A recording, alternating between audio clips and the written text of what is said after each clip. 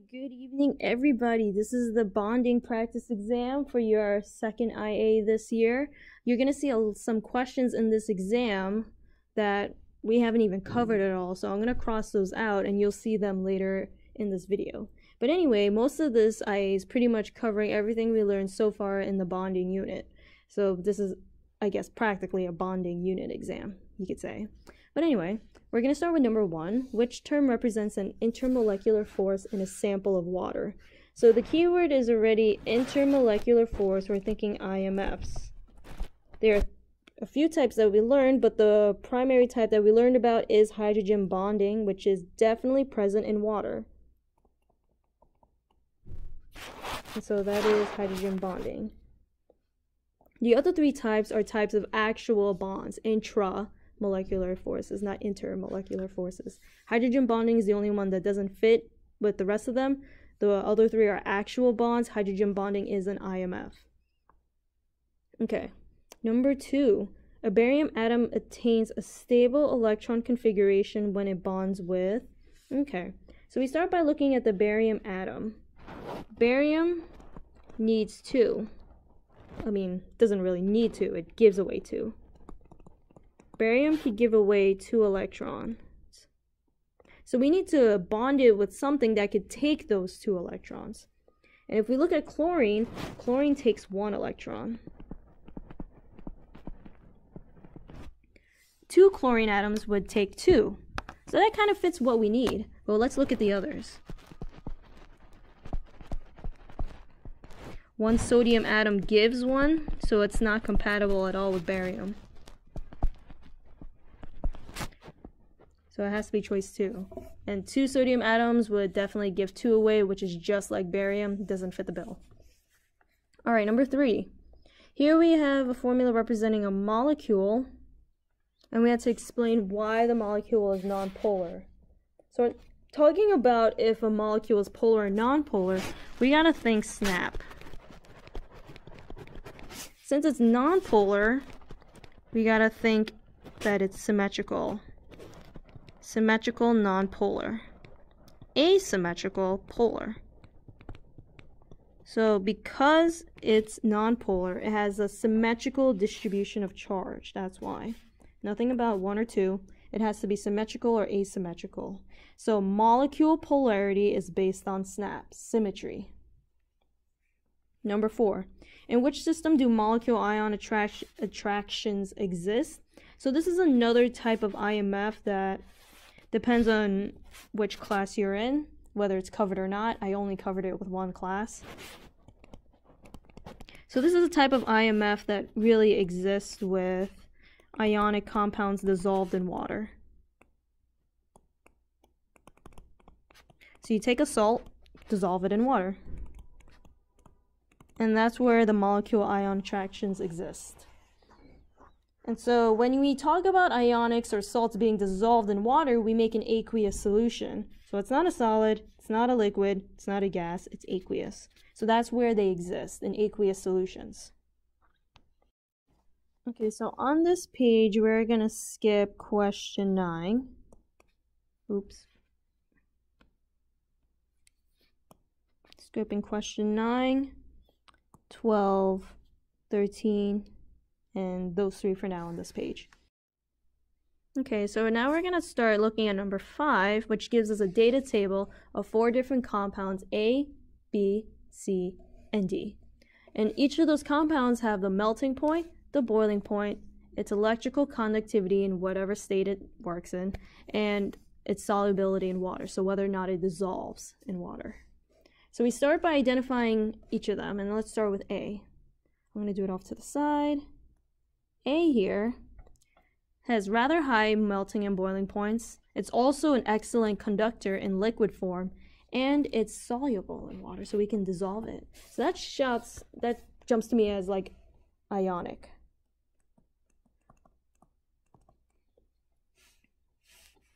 Especially ionic, we should think if it's a conductor in liquid form, then it has to be ionic. That's one of the few that can do that. And think salt. Ionic is like salt, so we could dissolve salt in water. All right, B. even higher melting and boiling point, it's also a very poor conductor in the solid state, so we can't conduct electricity with that. So let's think. Something that's really hard to melt, but also can't conduct heat or electricity, so nothing goes through. So it can't be something that's metal related. And you can't even dissolve it in water. So I'm going to say that's going to be like a network solid.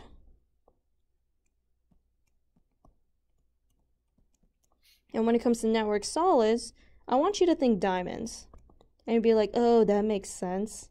You can't dissolve diamonds in water. It doesn't break apart in water. And also, you can't conduct electricity with diamonds either.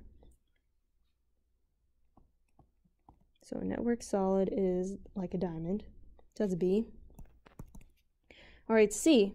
It's low melting point, low boiling point compared to the others. It's also a poor conductor, and you can't even dissolve it in water either. So it sounds like the opposite of like ionic in a way. So that's got to be covalent.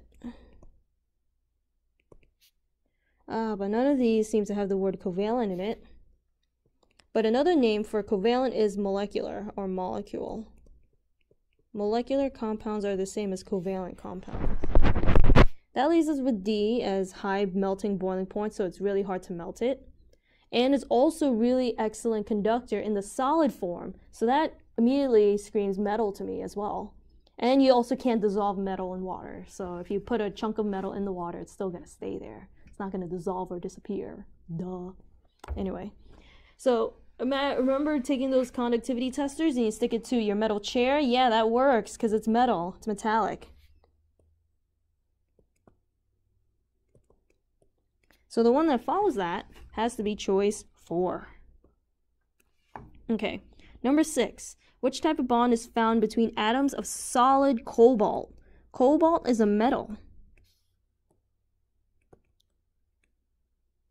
Since we're only dealing with metals, it's metallic, not bonded with anything else. All right. 7. What occurs when carbon reacts with oxygen to form carbon dioxide? So carbon is a nonmetal, and so is oxygen. So nonmetal plus a nonmetal gives you covalent compounds. And when you're covalent, you share them. You share electrons to make those bonds. So electrons are shared, and the bonding is covalent. Okay, number 8. Which element has an atom with the greatest tendency to attract electrons? So this one we have to think electronegativity.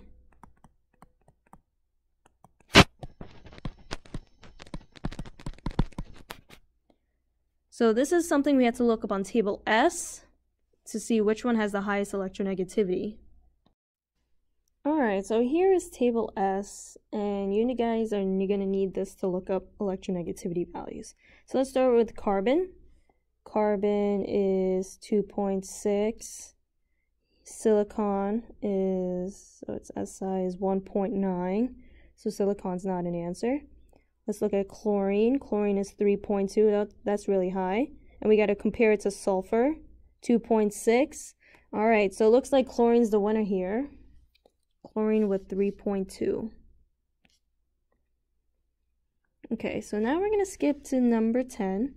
If the electronegativity difference, oh look, we need table S again, between the elements in a compound NaX is 2.1, what is element X? Okay, so electronegativity difference means we're going to take the two atoms, their electronegativities, and take the difference. And if that difference is 2.1, we need to figure out what X is. So let's first find sodium. Sodium here is 0.9. So what minus 0.9 will get us 2.1? 2.1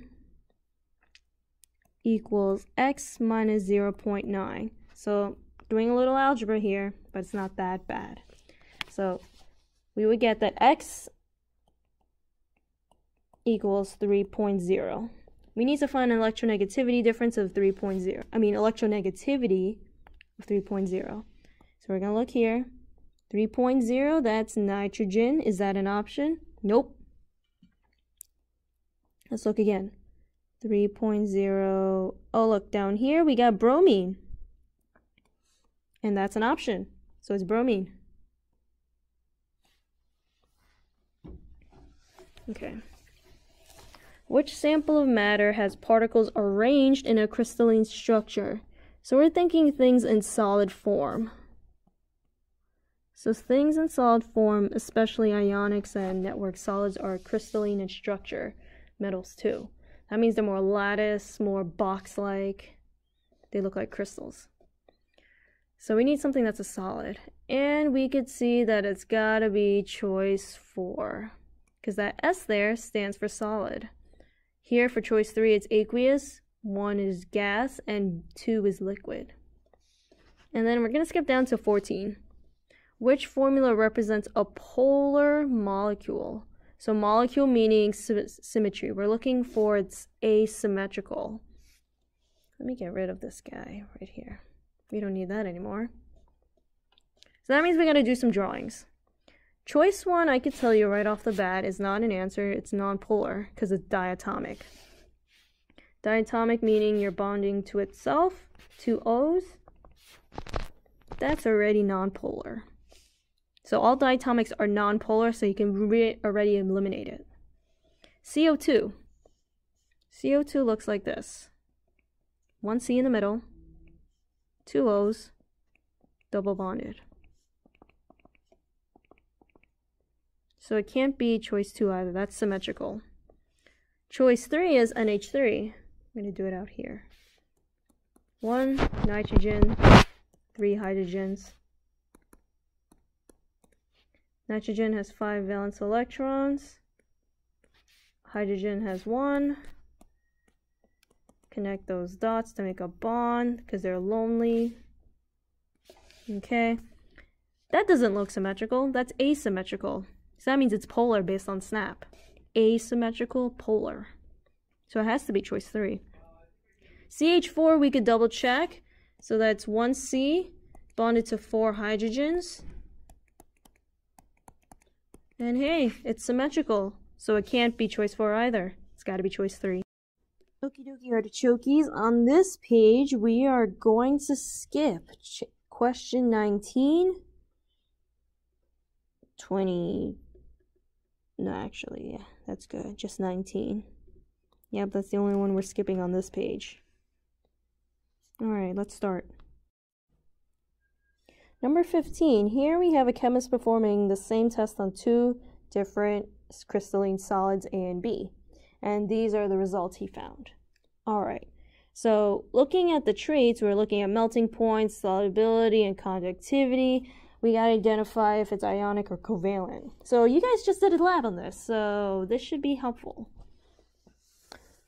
Solid A has a high melting point, and it's more soluble compared to solid B, and it's also a good conductor in the aqueous solution. That means you took the solid, dunked it in water, and you mix it around. That's what it is. Alright, so which of them shows that? Well, if you think back to the lab, that sounds like ionic. And solid B, low melting point, that means it melts easily. It's also not as soluble, that means it's still there. And it's basically non-conductive, so that sounds like covalent. I'm going to put co for short.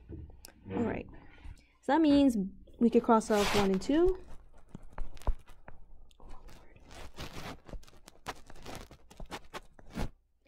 So that means, oh look, we could cross off choice 5. It's got to be choice 4. Okay. Which substance has nonpolar covalent bonds? So bonds, I'm thinking electronegativity difference. So I symbolize it as delta En. Nonpolar meaning it's got to be more even, so it goes from 0 to 0.4 for electronegativity difference. So delta means difference, En electronegativity. FYI, by the way. Alright, so right off the bat, I'm going to show you a trick here. Choice 1 is our answer. Diatomic elements have nonpolar bonds because Cl and Cl bonded together.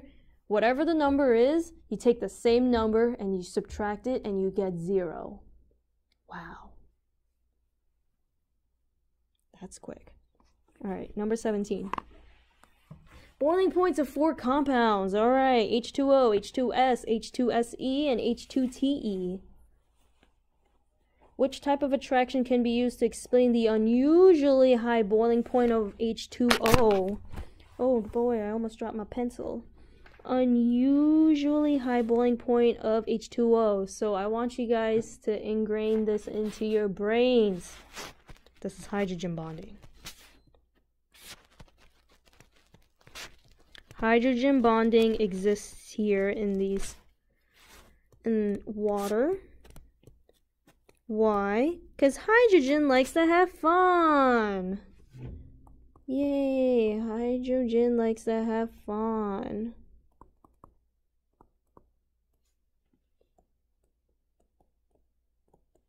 F-O-N, not F-U-N, F-O-N. What does that stand for? Fluorine, oxygen, and nitrogen. So when we look at H2O, we see that there is an H there for hydrogen, and there's an O there for oxygen. So hydrogen bonding exists. We don't see that in H2S, H2SE, and H2TE. So hydrogen bonding exists in water because of oxygen. Okay, because hydrogen likes to have fun. All right, next. 18.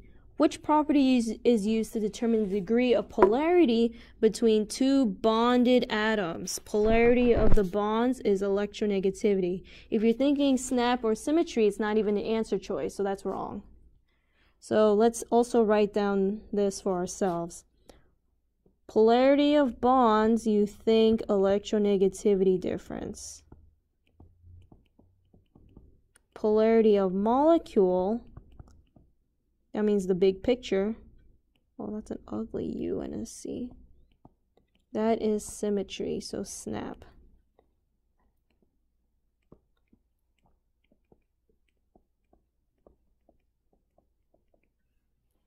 Okay. All right, we're skipping 19 and we're going on to 20. Which molecule has non-polar covalent bonds? So we're looking at electronegativity difference. Since it's non-polar, it has to be 0 to 0.4.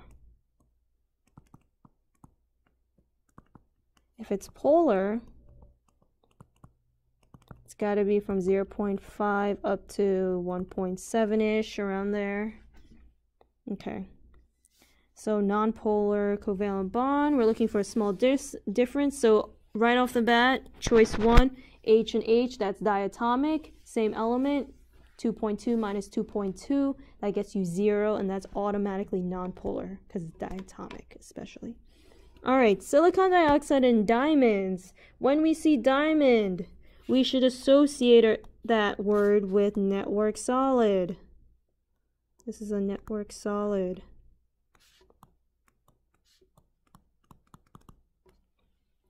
Okay, so that means it has covalent bonds. It's a covalent compound that happens to be rock solid. Haha. Okay, so this is a network solid with covalent bonding.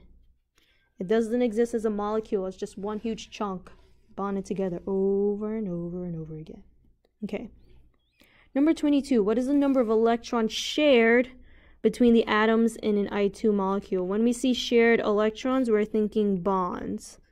How many electrons are in that bond? So we got to figure out how many bonds are there to begin with. So I2 means we have 2 I's. Each iodine has 7 valence electrons.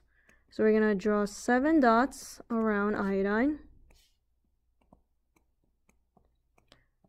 Most of these are paired up, but we each have a lonely electron on each iodine. When they're lonely, you got to make a bond between them. So they're paired up and they're all happy. Everybody has a partner in the case of electrons. Okay. All right. So we got 1 bond. So here 1 bond equals 2 electrons shared. So how many electrons are shared? That's 2 electrons. All right, 23. Which formulas represent 1 ionic and 1 molecular? So ionic means metal and a nonmetal. Molecular is just like covalent, same thing. So nonmetal plus a nonmetal. Okay, so we need to find a compound that has metal and nonmetal. So choice 1 has all nonmetals. So does choice 2. Choice 3 has a metal in there with a nonmetal, so that checks out. And there's another compound there with all nonmetals, so it's choice 3. But let's also look at choice 4. Sodium hydroxide, NaOH, that's metal and nonmetal. And then the other compound, barium sulfate, barium's the metal, so it's not, the second compound doesn't fit the bill. It's all metals and nonmetals. There's nothing that has all nonmetals. Okay, so we're done with this. Alright, we're at the home stretch, numbers 24 to 30. On this page, we are skipping questions 24 and yeah, just 24. Okay. Alright, number 25. What occurs when sodium reacts with bromine to form sodium bromide? Sodium bromide, nah bro. Well, actually, not quite. Still don't got oxygen. Knobber, basically. Alright, NABR. Na here is the metal, and bromine here is the nonmetal. When you combine these two different types, you get ionic. Hell yeah. Alright, in ionic you're sharing a... No, sorry, scratch that. In ionic, you are transferring, and I repeat that, transferring electrons. So let me write that as well. So ionic, we are also transferring electrons.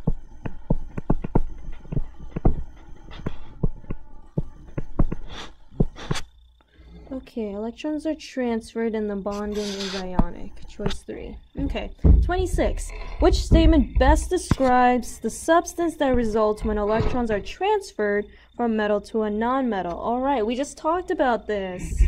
Okay, when electrons are transferred, we are dealing with ionic bonds. Okay. And does it have low and high melting point? Well, if you weren't paying attention to those previous questions, I suggest you go back to those questions and see that ionic compounds have high melting points. They are harder to melt. So think sugar versus salt. Sugar is covalent. It melts easily. Salt doesn't. It just pops in your face and it burns. But that's a side fact. That's what happened to me in the lab. But good thing I had safety goggles, so I'm safe. I'm all good. Okay, number 27. Oh, looky there. We finally encountered this type of question. So you're probably going to see 1 or 2 questions. I don't even know. It's definitely going to be there. Alright, 27. What statement describes the energy changes that occur in this reaction? So we're talking about energy being released or absorbed when bonds are broken or formed. So in this reaction, so we have to look at it from start to finish. Here we have H2 and I2. Making 2HI. Hi, hi. Get it? That was a lame joke, sorry. Okay. In H2 and I2, you have a bond there. And you only need a singular H and a singular I bonded together. So we need to break up those H2s and I2s. So in this case, the first step that happens here is that bonds are broken.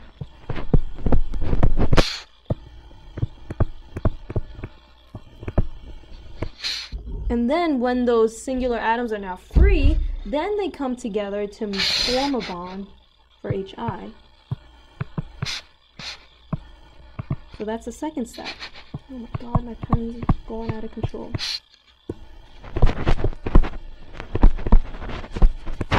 Bonds are formed.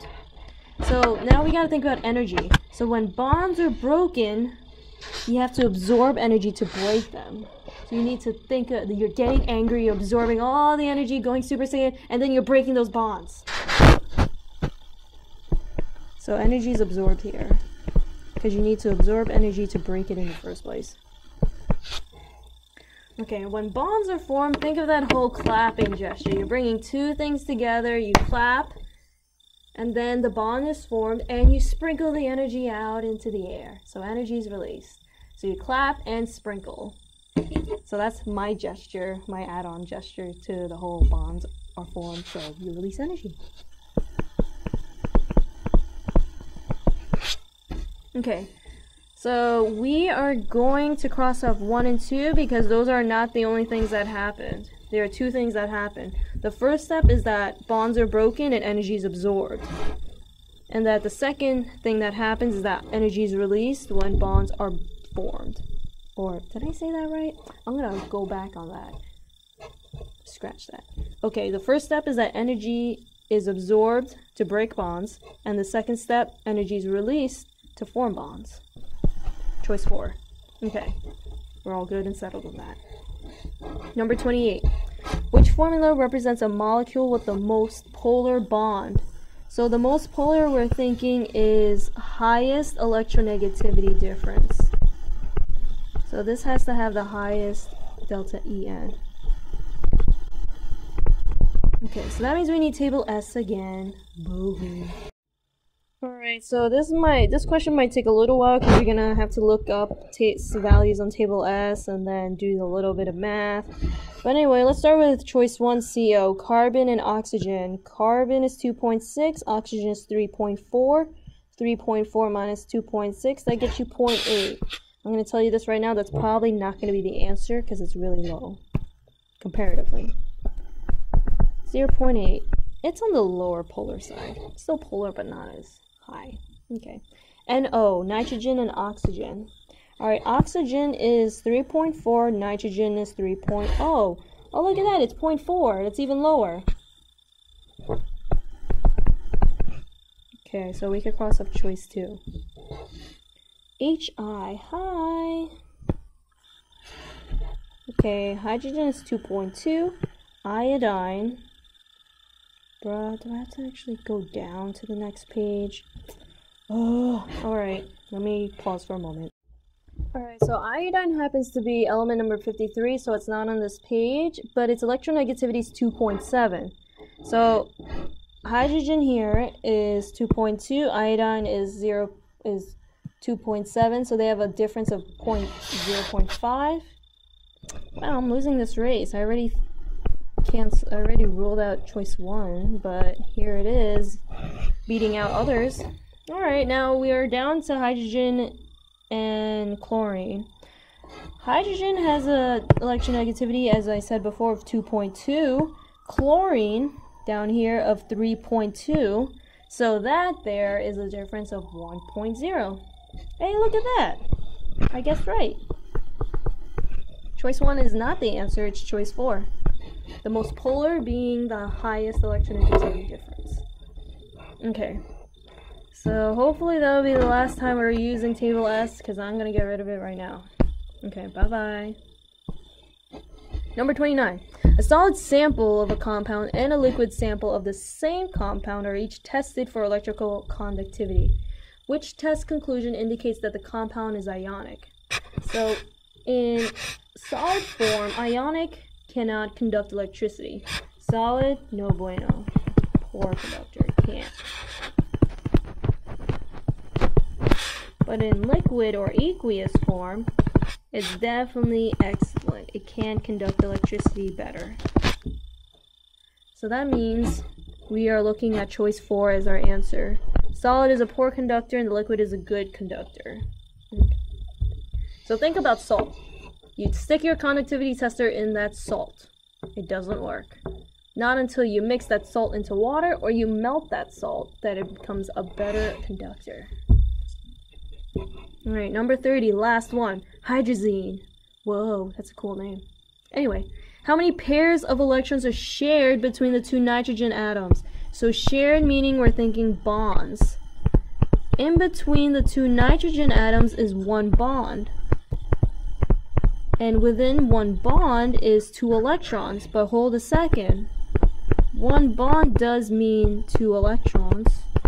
But that's not our answer. It's asking for pairs of electrons. And 2 electrons makes 1 pair. So one bond means one pair being shared. So that's choice 1. And we're done! Yay, we finally reached the end. I hope this was helpful for you guys. It might have gone shorter because we had to skip a couple of questions because we didn't get that far in the curriculum. But anyway, make sure you study up, especially stuff like number 27. That was way in the beginning, and that was a long time ago. But anyway, make sure you also brush up being able to draw structures, doing things here and there, and getting familiar with table S. Make sure you know where that is. Alright, so take care guys, good luck.